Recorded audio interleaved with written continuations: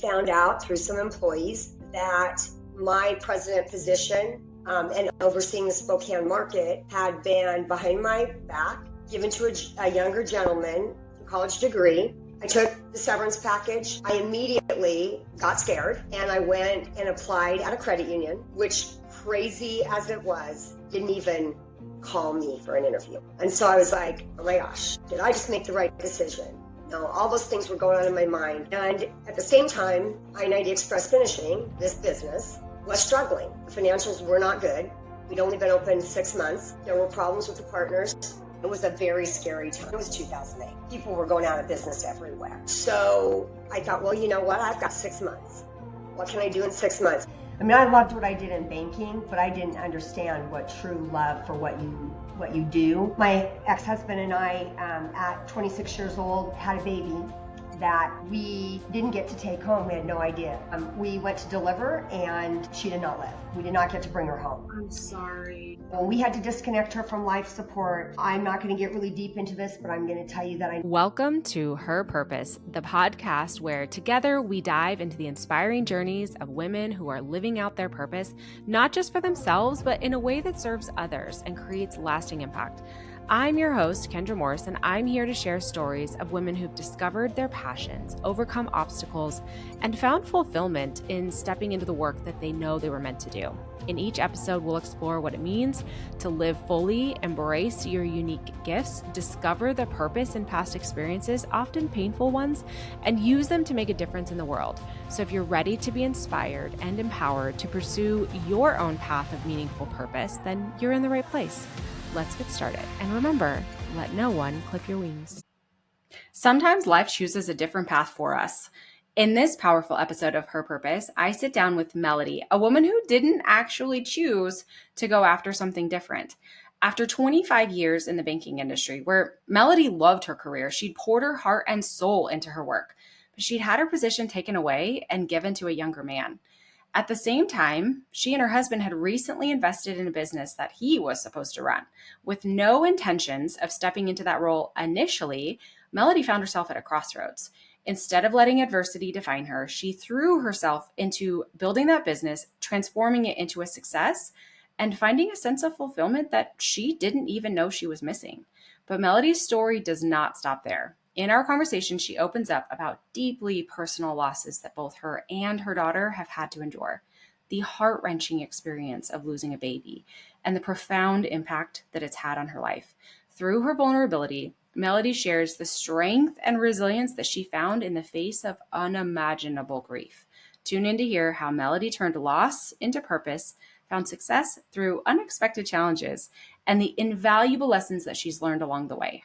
I am so excited to be talking to you because you are a woman in business that we've actually done business with. My husband has been in your office and has talked to you, and you've done an amazing job for us, and you have no idea who I am, but that is okay. After today, we will be good friends. So, Melody, you run a powder coating business, correct? Yes, that is correct.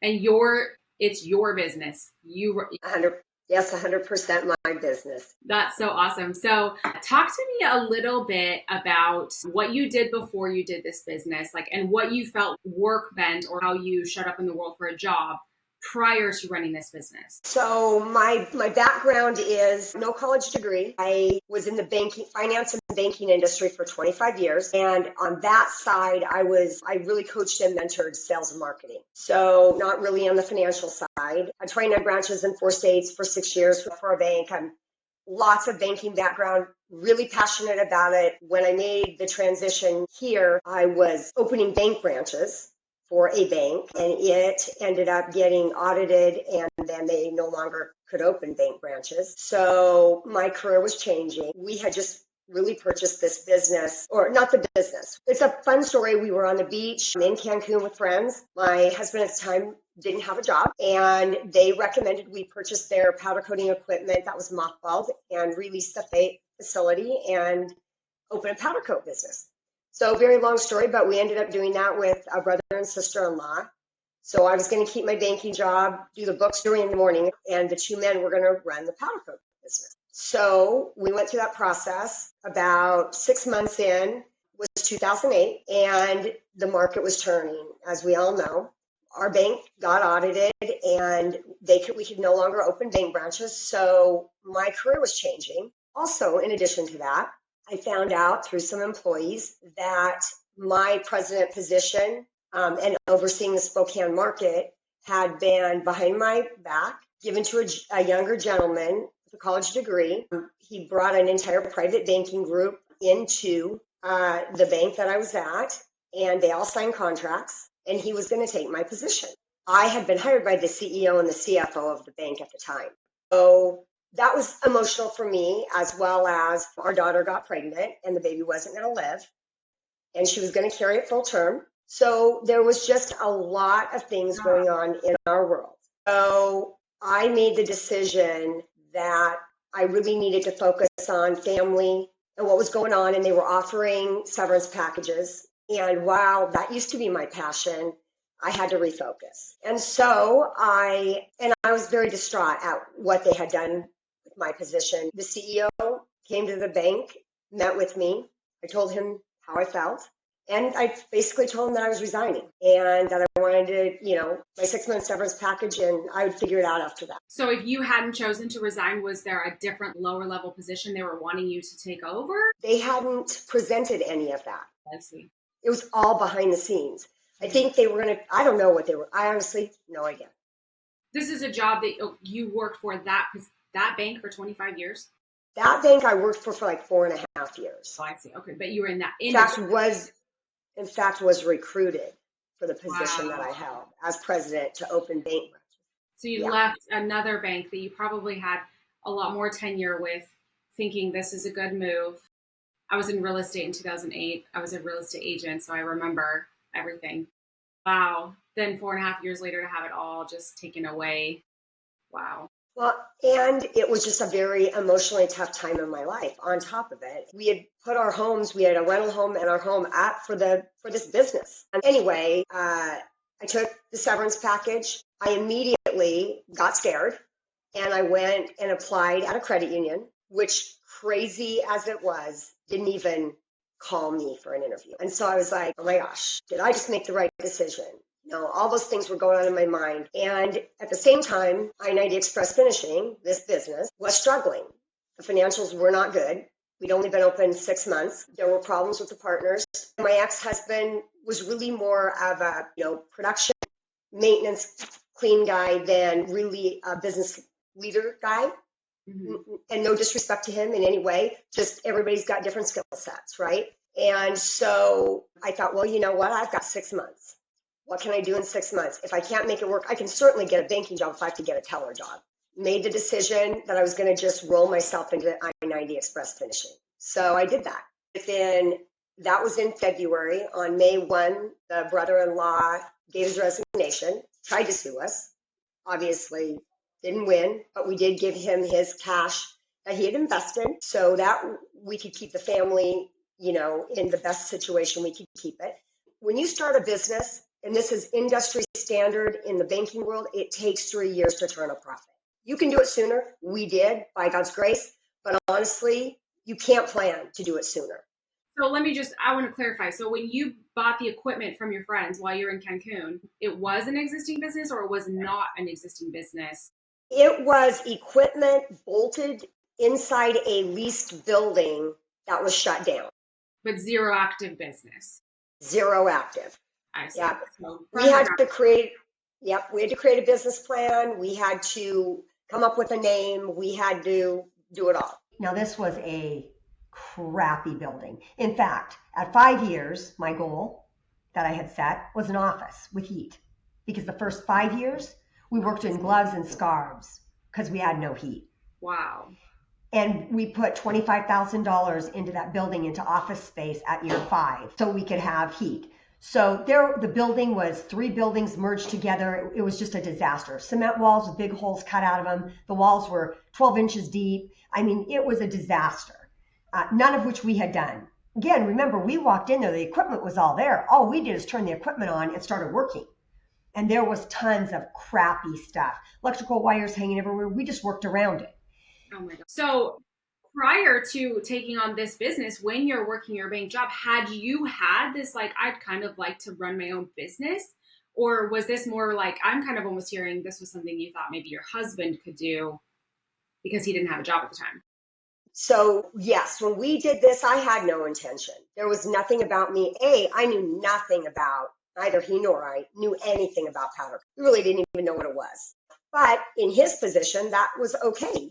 There was time for him to learn as long as and I will tell you, the people we purchased the equipment from were very good to us. They have currently a metal fabricating and a powder coating business in Liberty Lake. And they gave us, because they had a client that they did both for, they gave us their client list.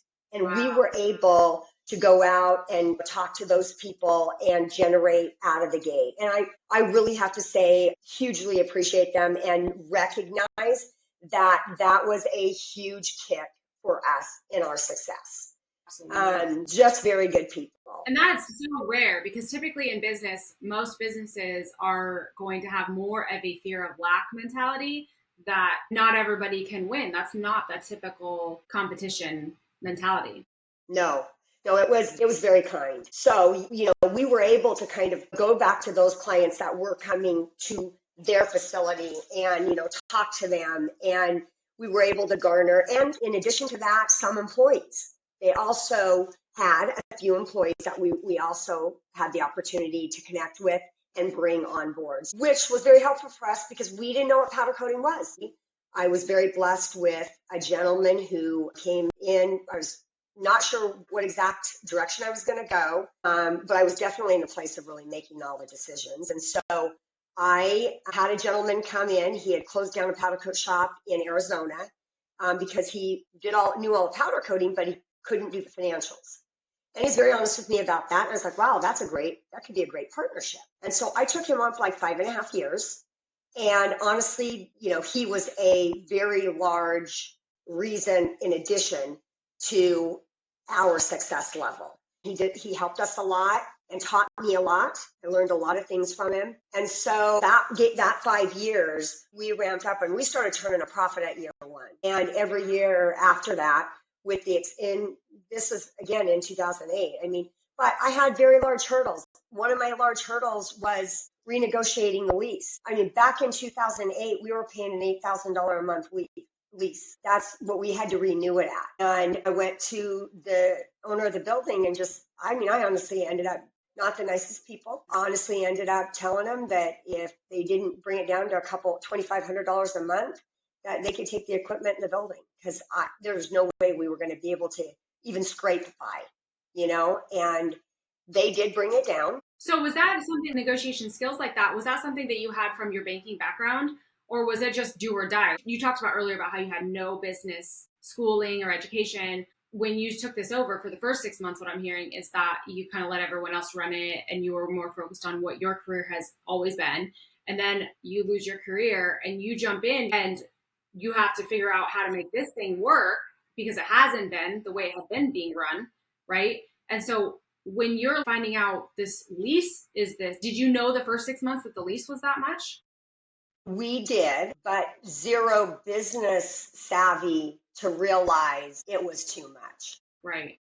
And I will go backwards to give you just a baseline of where I believe my personal success has come from. I was raised in Priest River, Idaho. My parents raised registered Arabians, and I showed registered Arabians for my family to promote their stallion. And my father, which is my stepfather, my mother was an ice skater in the Ice Capades, or Holiday on Ice, and got pregnant. When she reached 100 pounds, she could no longer skate. She came home, met my father. My father adopted me. And so every day he would, kind of a little side note there, but every day he would come home and the first thing he would say is, I don't see tracks in the arena. Have you ridden your horse today? And so he raised me in a fashion that drove me to be successful, that drove me to focus, that drove me to my mom but he really was the one who honestly taught me how to be consistent daily and strive. I have trophies and silver and I won, but that was from consistency, elite consistency, never giving up, never looking at I can't, but looking at I can. So that's kind of a little background. And then when I got into the banking world, I worked for a gentleman, and I will say his name, Jerry Lyon, an amazing man. We traveled together for 5 years. We had 29 branches in 4 states. I coached and mentored his sales and marketing. He's a beautiful Christian family. They're friends of mine to this day. And I will tell you, hands down, the best mentor I've had in my entire life. So those people, I really attribute a lot of my drive and a lot of my focus and my stick to it and never give up. And don't tell me I can't, because I can. I just got to figure out how. And if I can't, then it wasn't meant to be. That's just kind of how I operate. So we did walk into this business blind. That lease was out of control. I mean, it was a very scary time. And at the time, we had a teenage daughter, or a daughter that was getting ready to graduate out of high school. So there was a lot. And so we renegotiated it, or he reduced it down. And that did happen. But he also knew he had no choice. I mean, it was 2008. People were going out of business everywhere. Right. The fact that we were even going to be able to make it was unreal. So he must have seen the drive, because he did do it. At 5 years, when we had to renegotiate the true lease, not so nice. He did bump it up, which that's fine. It needed to be bumped up, but just the way he handled it, I went back to my staff and I said, in 5 years, at 10 years, we will buy our own building.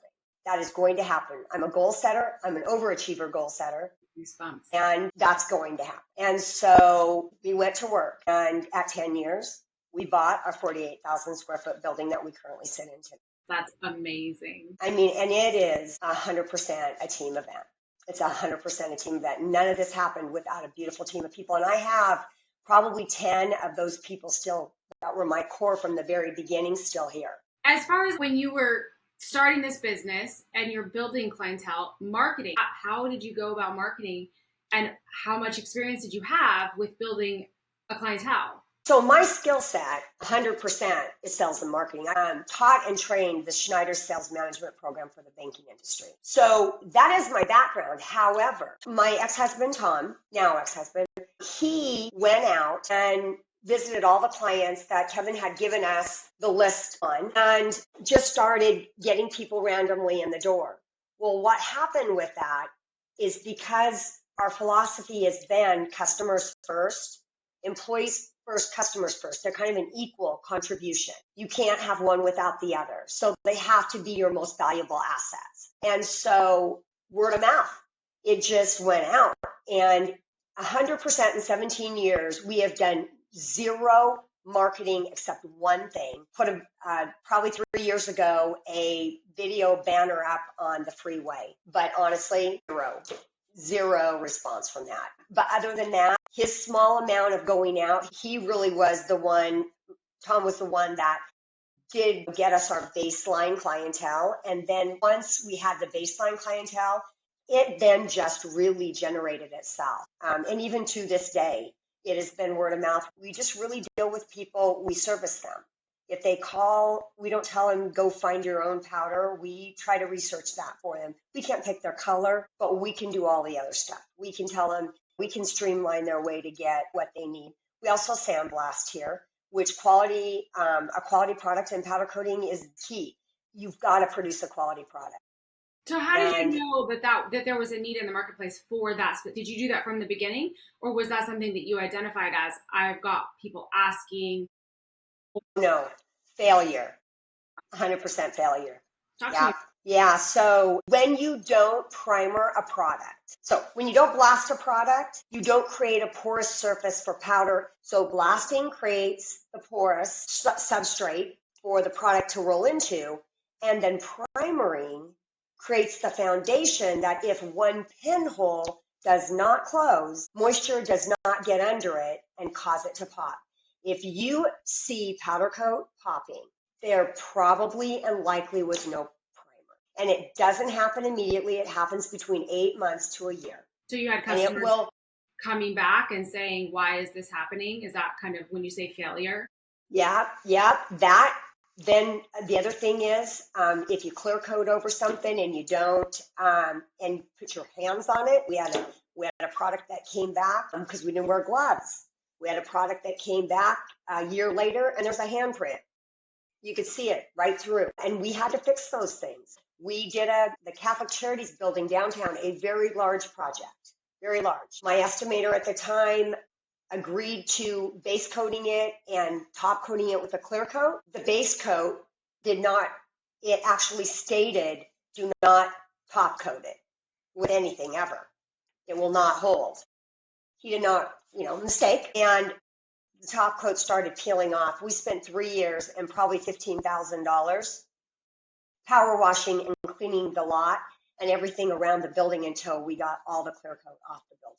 So, we have made some big mistakes and we've had to own them, pay for them, fix them in any way that we could. And our motto here is exactly that. It's not the customer's mistake, it's our mistake. If we're making it, we haven't educated. We've done something that we needed to do better, so that didn't happen. It's a learning process. It's always a learning process. And there's always something new. And powders are different. You just have to take it one stride at a time, and you have to learn as you go. And you can't get frustrated. You have to say, okay, thank God for the money in the bank to pay for the mistake, and fix it and move on. And then never let it happen again. Train the staff, educate the staff. Educate the customer. If the customer understands, I estimate every job in this business and have been doing it for the last 10 years. And this is why I tell my customers, if you educate your client what a quality powder coat job requires, your client will pay the price. If you don't educate them and you ask me to omit primer, first of all, I'm not going to warranty you because that's a disaster waiting to happen. But secondly, you're giving your customer the opportunity to make the decision. If they make the decision, then we all are safe. If they don't get the opportunity to make that decision, then you shot yourself in the foot. Because we learned, we didn't primer at first. We only top coated, we heavy top coated. Well, we paid the price. We had to fix the jobs. And not every one goes bad. So see, that's the myth is, well, it works a lot. Well, sure it does. But all it takes is one very large job to not work, could bury your business. Especially if they don't communicate that to you and then they just take their business somewhere else and you don't know the reason why. So do you feel like you built a lot of relationships with your customers where they felt comfortable that they could come back to you? I want to know the answer to that. And then I also want to go back to something else. Go ahead. So yes, I believe so. Our customer, we're very customer oriented. If we make a mistake, we will fix it. I don't care the cost. We will fix it because our name is very, very important to us. I will tell you this though. This is a man's world, just like banking was a man's world. And I don't mean that in disrespect to men, because honestly, there's a reason for men and there's a reason for women. And I wouldn't be as successful here today if I didn't allow the men to be men in this business. And if they didn't teach me a very large amount of stuff every day. But I will tell you, it is not a loyal industry, not at all loyal. And it is very challenging if a man struggles with a woman being in leadership. We have clients that every time I invoice them, they will call and dispute the pricing. Okay, I go like this to myself. Where do I ever go that I have the right, if I've purchased, to dispute pricing? Nowhere. It doesn't happen. But for some reason, every single time. So you just kind of have to, you go through it. And, at first I rolled over. Well, I've gotten a lot smarter financially in my business. And I know exactly where my numbers are. I know where they need to be. I know I'm not ripping people. I know that we want relationships. And you can't rip people off and get a relationship. You have to be, you're good to people, people will come back to you. They'll be good to you. And so I have learned to wear my big girl pants and to say, you know what? That's the price. I'm sorry, and I hope that you continue to do business with me, but that's the price. And sometimes they go, most of the time they come back because quality. We perform a quality job. We turn very quickly. We do what we say and we say what we do. And those things are valuable. I want to go back. So when you first took this over, how long into this business did you wonder, is this going to work? At what point were you like, I know for sure this is now going to work? That's a very interesting question and funny because honestly, Purely honestly, I've never thought about it. Really? No options. I never thought about it because at 6 months, I had no income in my household. That's where I was going to be. I had a 6-month severance package, and they paid my medical when I left the bank. My ex-husband, yep, it was 100% do or die. I mean, we have a beautiful home in Liberty Lake with beach rights. We have, and all that came from banking. We had, I mean, And we had you had we said had a a couple mortgage minutes payment. earlier, you had to put up your house. So when you say that, do you mean you had your personal residence and your rental as collateral for the business loan? Yes, because we had to take out a $250,000 loan. So thinking about that, if it does not work, you lose your house and your rental. Or I go get another banking job. Right, like right now. Yeah, like right now. And even then, that's going to be at a pay cut compared to what you had been making. I mean, 100%, yes. Yeah. 100%. These conversations show us that living with purpose is so not about perfection. It's about trusting the whispers of your heart, embracing what is probably going to feel like a mess, and having the courage to take that first or next step when you probably won't feel ready. I do believe that every woman has a story that's unfolding, and every story can become a spark of inspiration for someone else. So if today's episode has touched you in any way, my ask is this: share it with a woman you love who might need a reminder that she's not alone, and those whispers she's feeling, they're there for a reason. All right, let's get back to the episode. I've done a little research on you, and you are a couple things that I feel like are unique about you as a business owner. Maybe not super unique, but this is why you're successful. I think you're involved with Leadership Spokane.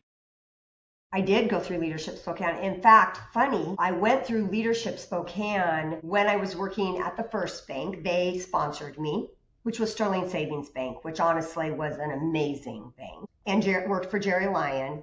And in Leadership Spokane, what I learned was lean manufacturing. I learned the importance of quick turn time. And that one thing I brought a few things from Leadership Spokane. That was an amazing program. But that one thing has made us very successful here. The other thing that I've seen is, and I have some notes that I took when there's not a lot on the internet about you, actually. But you're passionate about communication in business. I want to hear about that. So I just feel like communication is everything. It's everything in a relationship. It's everything in a business. It's everything in your family. It's everything in your friendships. If you don't communicate, and sometimes honesty hurts, but it's got to be said, and it's also how you say it. But the truth of the matter is communication is huge. When we communicate properly to our customers, they know exactly what they're getting. And there's never a problem. When we fail to communicate and we've made those mistakes, people come back. And we've eaten business that we shouldn't have ever eaten because somebody didn't communicate. They made a mistake. We make mistakes. And that's what I tell people here. Nobody's perfect. We're going to make mistakes, but we need to learn from our mistakes.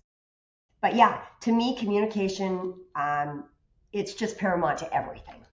Right. So, and also with your leadership style, I think I saw somewhere that you believe in being a leader and not a dictator in business.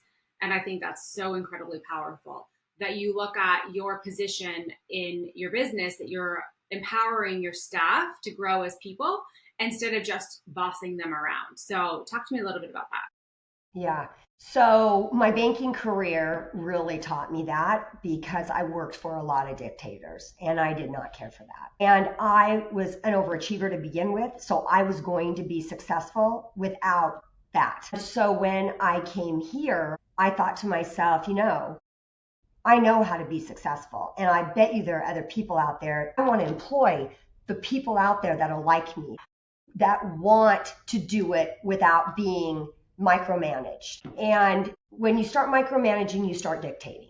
When you lead by example. If I wear heels all the time, people joke about it all the time, whether it's in the woods in my Sorrel Hill boots, I don't care. If that production floor needed my help, and it's only been the last few years that I haven't had to do this, But if that production floor needed my help and I had to go load parts on that automated line, even if I was in my heels, if that's what I needed to do, that's what I did. And when I would do it, I would internally, quietly set a pace, which was an example of how when you do things with a systematic approach and a consistency, you get success, right? And so if you're all over the board, you're wasting time, you're wasting motion, you're wasting all these things. And so what I would do quietly, because 99% of the time it was men that I was working with, I would set a quiet pace, but it was a pretty high level pace in my high heels. And the joke of the people, I mean, I have a very loyal staff, and to this day, they joke about it. They're like, you never wanted to work beside her because she'd outwork you. I mean, and that wasn't my goal. My goal was, let me show you how we actually can make it happen this way. We all do that. And when we have meetings in here, I'm very, very strong about, I heard what you said. Let's talk about that for a second. Did that sound like you were telling them what to do, or did that sound like you were maybe asking them what they could have done, right? Because if you go that route and you ask them to think about it, they've got an answer. They know, right? I mean, we're adults. We're all adults. And people generally want to please, but it's the approach. It's completely. Where do you feel, besides being under dictator leaders, but where else do you feel that you've learned a lot of these leadership skills, like books or other people in business? So I have probably attended in my banking career, I would venture to guess 25 or more leadership 3-day seminars where you had to go and you had to actively get in groups and work with people that you didn't know. I also, by the gift of a really beautiful girlfriend, got an opportunity to do a Tony Robbins, which was phenomenal. I mean, it gives me cold chills to even talk about it. It was phenomenal. So those, I mean, I feel like that kind of stuff. The other thing I think that was hugely powerful that I did get from the banking industry is the person analysis. And there are many of them out there. But when you understand, there's always 4 personality types. And when you understand, I'm trying to remember if I can remember, dictator, leader, promoter. Well, different people have different. Promoter, yeah, dictator, leader, promoter, thinker. Supporter. Yeah, so ours was dictator. Well, the one that I really garnered and learned from was dictator, promoter. What did you say? Supporter or helper or controller is one. I've heard different programs have different names. So dictator. So anyway, and thinker. And the thing for me is, I'm very out here. I'm go, go, go. I'm a get it done person. I'm a decision maker. I want to do it now. But for me to deal with a thinker, holy cow. If I don't, yeah. And if I don't have my stuff together, I'm running all over them accidentally.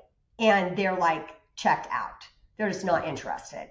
So that, understanding that has been really powerful, I think, for me. Because I can stand back now and promoter, and really recognize that person analysis of people when I'm trying to deal with them and alter how I deal with them from that perspective. So I feel like that was probably one of the largest things of value for me that I gained out of I don't know, I gained a lot of things, I think, but I look back, and one thing I guess I would really want to say is, and I have a girlfriend going through this right now, sometimes you have a job change, big things happen in your life. It's really critical. When my ex-husband and I, at 26 years old, had a baby that we didn't get to take home, we had no idea. She had infantile polycystic kidneys, 25% chance in every child we have, and we both carry the same chromosome, and 1 in a million for us to meet and marry and pass that on. Wow. So we went to deliver, and she did not live. We did not get to bring her home. I'm sorry. And so we had some big things to deal with there. And I will tell you that when we had to disconnect her from life support, I'm not going to get really deep into this, but I'm going to tell you that I know God was there. And he gave me a cool feeling and just some real powerful stuff that allowed me to step to the next place in my life.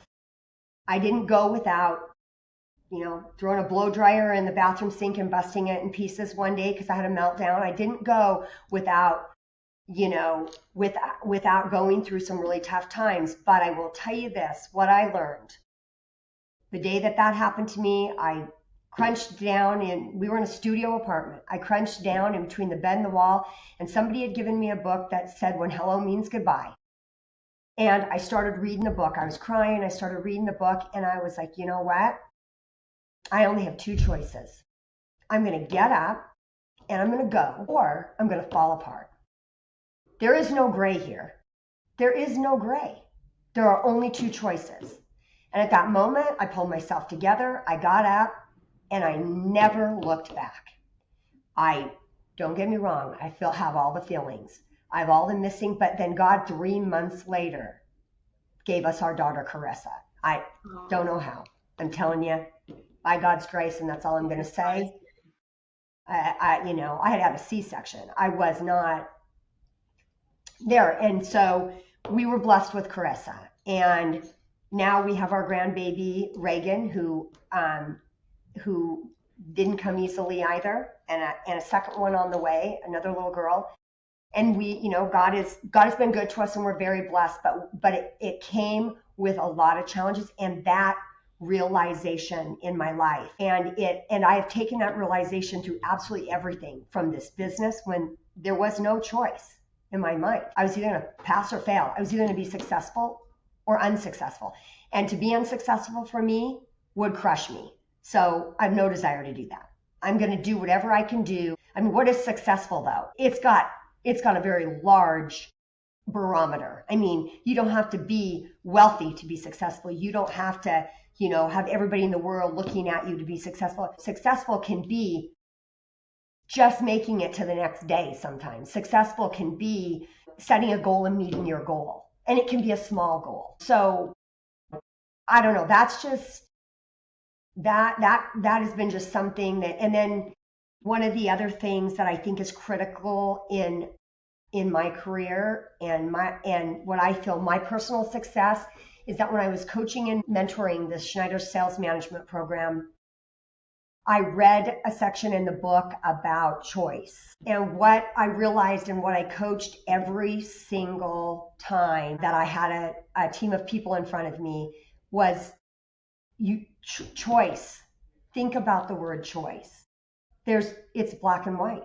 There's no gray either. There's no gray. You choose to or not to. I mean, you go or you don't go. It's high or it's low. I mean, everything. You make it or you don't make it. Like you're successful or you're not. I mean, there's just, if you really nail it down and if you really think about that one word every day and you say, what do I want to choose today? And it can be so many things. It can be, I want to choose to work out today, right? It can be anything. And I think if people would just think about that word and would just really, I just coined it and I coached it and coached it and coached it and I believe in it. And I tell these guys here that all the time. What's your choice today? Mm-hmm. You're choosing not to show up for work on time. That choice has a bad consequence. I'm not choosing it for you, but the consequence might have to be mine. I mean, I might have to carry that consequence through for you. Right. I mean, but at the end of the day, you made the choice. Right. So I don't know. Those are just kind of some things that, I feel have been very powerful in my life and my family. My husband and I did get divorced. We got divorced now, I'm going to say probably 12 years ago, 13 years ago. And when we got divorced, we split everything 50-50. We did not fight, and we both stayed working in the business. Side by side. Which people have a hard time believing to this day, but we did it. We have one daughter. She's a gift, and we weren't about to mess that up. We just weren't meant to be together.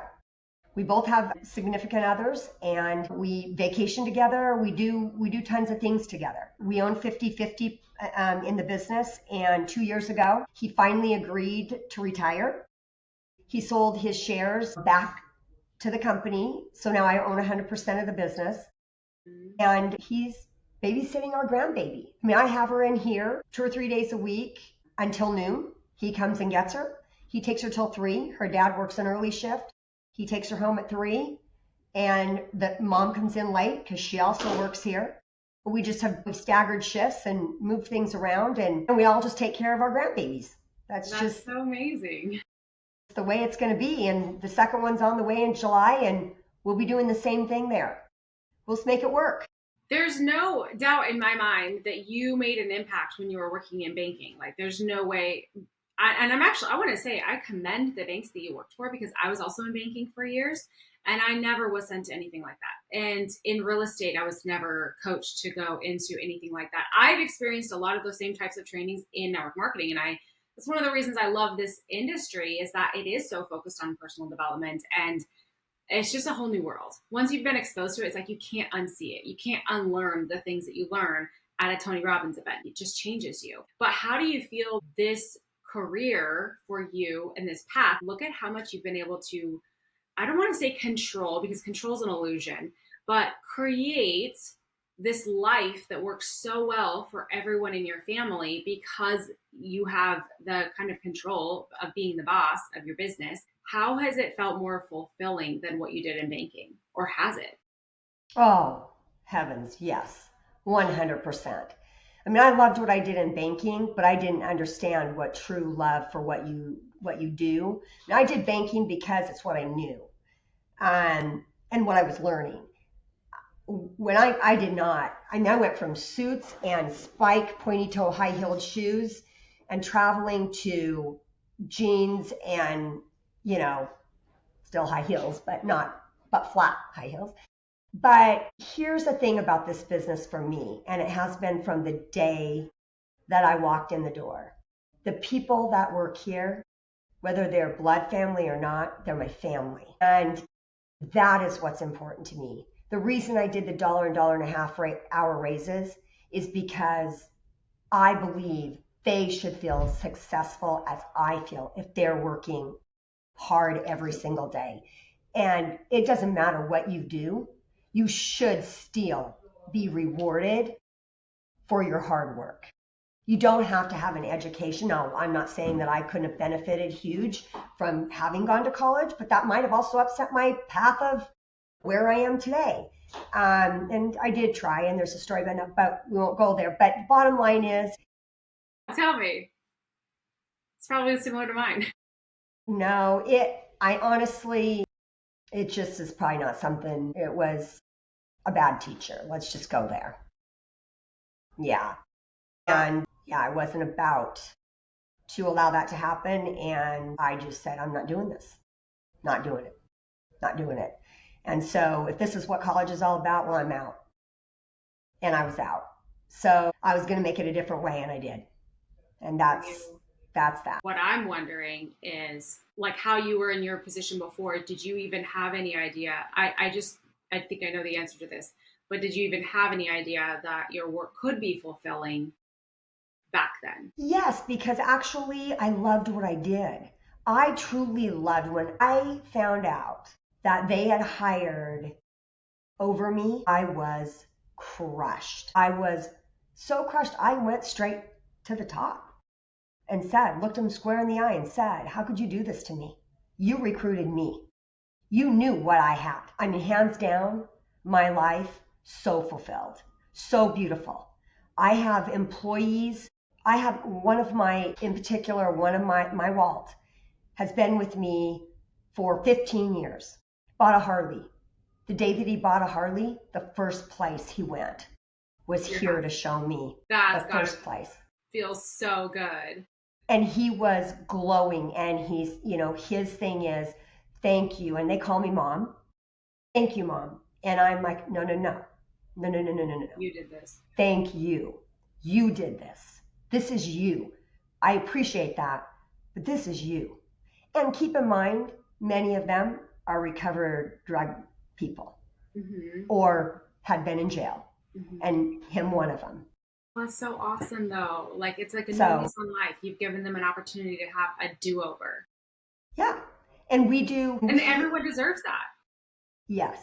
Now, there's a fine line because we did get a little bit too deep into that, and we've had to pull back a little bit because we've literally seen some losses and some tragedy in that, but we still give second chances, and we recognize it. We just shorten the term. Like you're either in it to have a second chance or you're simply not. We're not going to drag it out, because what we've learned is if you drag it out, the probability that they're going to recover is not probable, to be honest. And we've seen literally 2 deaths. So we've seen some pretty tragic stuff. Heartbreaking. Hard. Especially because they call me mom. They're my kids. Family. Yeah. They're my Walt. He and his wife decided they wanted to get married finally. And so my daughter and I are like, my daughter is so much like myself. It's so easy. I mean, I run my business out of Nevada, Arizona every 3 weeks now. Just started that the last 4 months. And I can do that because my daughter and son-in-law, and my daughter's out there running I-90. I mean, she is her mama. And I don't have to worry about it. She thinks the way I think. She knows what I expect. She does it, So she comes to me and she's like, Mom, I think we should give Walt a wedding. And I'm like, okay. How do you see that? She goes, well, I think we can do it at my house. I have a house out 5 acres in Otis Orchards. She said, I think we can do it outside. We'll get some tents. We'll do this. We'll do that. And my husband, who has become ordained on the side for a friend to, he'll do the service. And I'm like, well, how do you think Walt and Dar feel about this? And she's like, I don't know, but I'll ask him.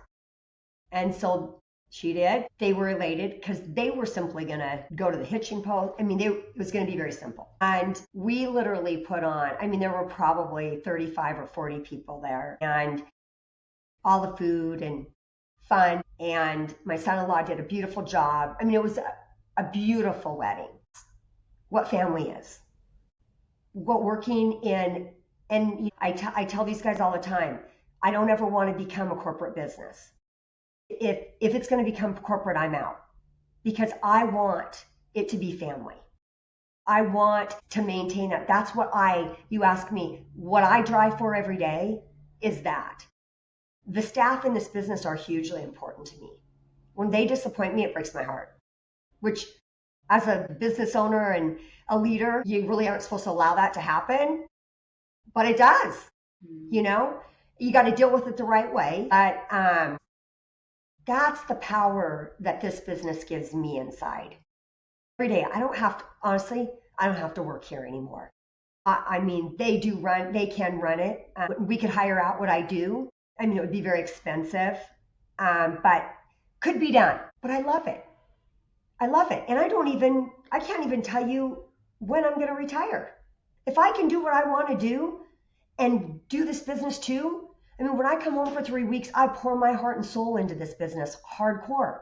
And then when I'm gone, I do what I have to do. That's necessary.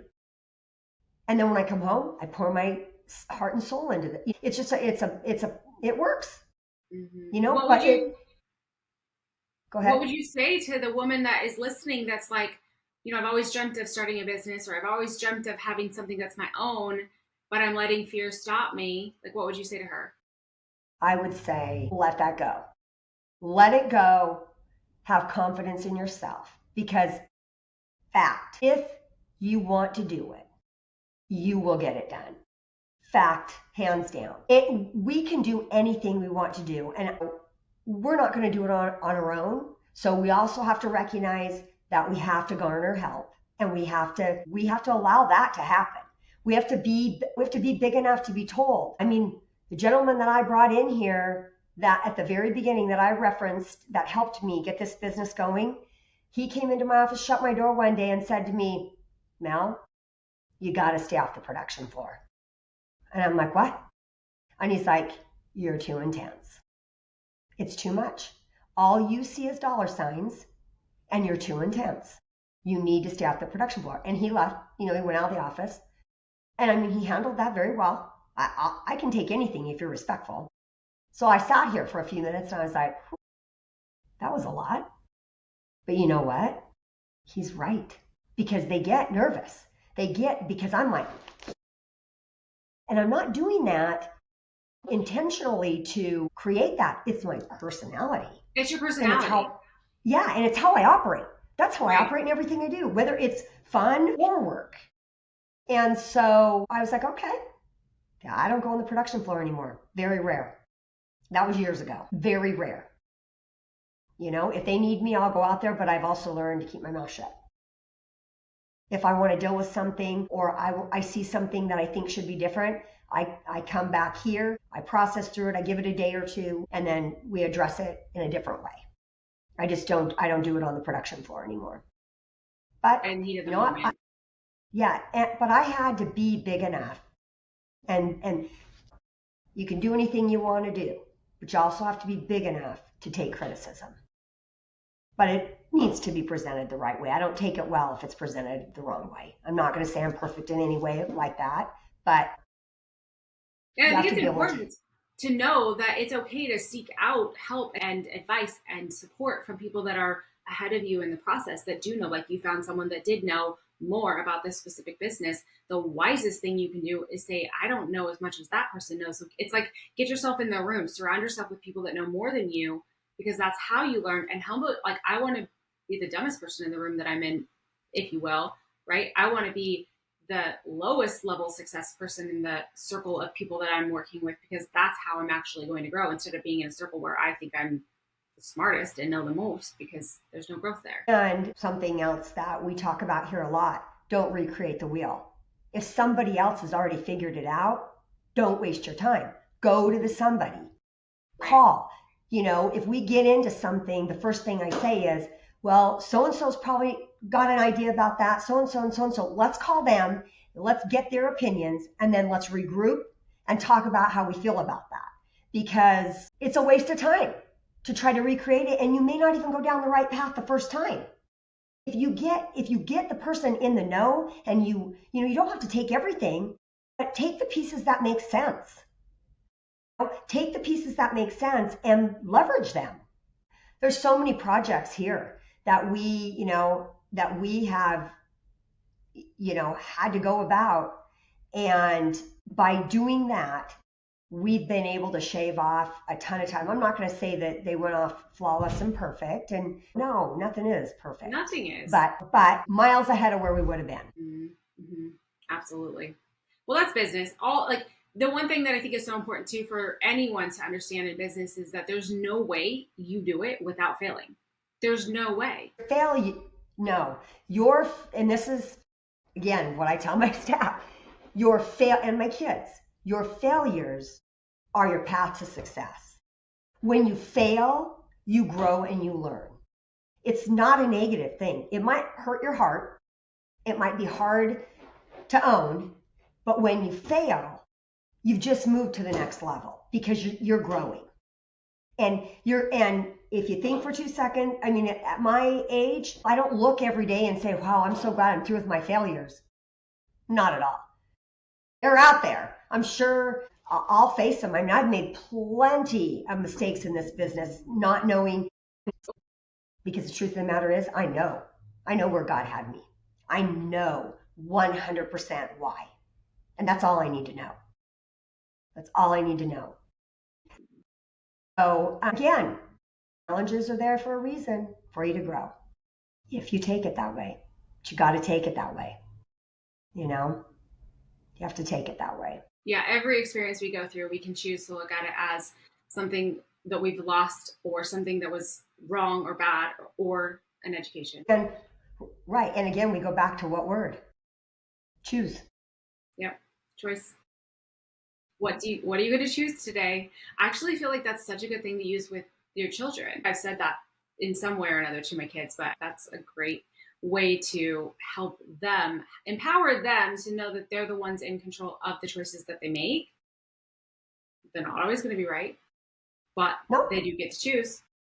Right. And when they're not right, you're probably going to grow. Right?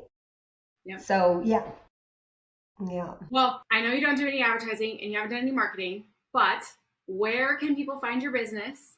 if they're listening and they need something powder coated in the Spokane area? So we are at 6120 East Sharp. We're Suite 101 because we have half the building leased out. And we are on the internet. We do come up first right now. You have to work on that all the time. We don't have the best internet presence. We're working on that as we speak, but you can find us on Google. That's really the best. Our phone number, 509-7. Daryl and Chris at the front desk. They love to talk to people. They love to educate people. We've done some amazing things. Riverfront Park is almost all of ours. North-South Freeway. We've done tons of Starbucks back bar stuff. We've done Genie Lift stuff. We've done most of the apartment complexes, their railings. We do semi-truckloads all the time. We're very blessed. God has been good to us. We have amazing staff. That's the piece. That's the core of this business, is the quality and the level of the staff. The customers are important to them. It's very evident. And that I know that's the reason that you've had all the success that you've had, that you've grown every year besides one. It's because of your focus on the customer and the staff, and how freaking amazing that you've been able to change the lives of your staff members as well as all of your customers. So I really, really appreciate you spending the time to chat with us today. And I hope you have an amazing rest of your week. Thanks, Melody. Thank you. I appreciate your time. Bye. Bye-bye.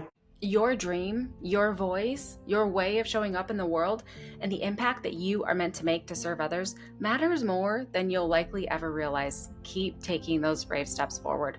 The world needs exactly what only you can give. Thank you from the bottom of my heart for being a part of our community.